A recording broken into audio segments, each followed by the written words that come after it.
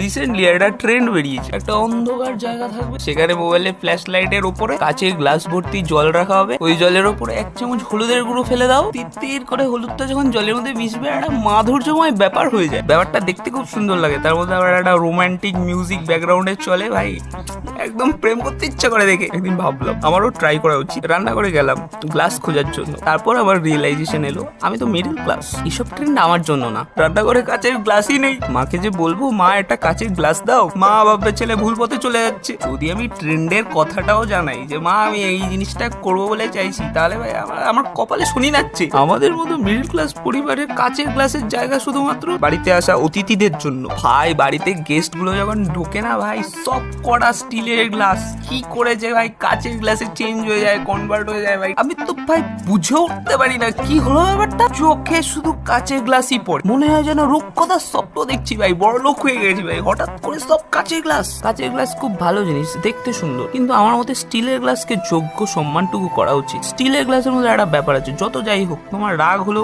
তুমি ছুঁড়ে ফেলো, তোমার অভিমান হলো তুমি ছুঁড়ে ফেলো, কিচ্ছু হবে না, ও তোমাকে ছেড়ে কোথাও যাবে না। আমার খুব খারাপ লাগে স্টিল গ্লাসের জন্য। ঠিক আছে এখন ট্রেন্ড চলছে কিছু করার নেই, কিন্তু আমি স্টিলের গ্লাসকে খুব ভালোবাসি ভাই। স্টিলের গ্লাসেরও তো মান অভিমান হতে পারে না, আমার মা বাবা পাত্তা না দিক, আমি স্টিলের গ্লাসকে খুব ভালোবাসি।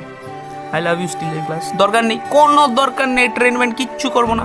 আমি আমার স্টিলের গ্লাসকে নিয়ে সুখে সংসার করবো। সুখের সংসার, কিসের সংসার? সুখে।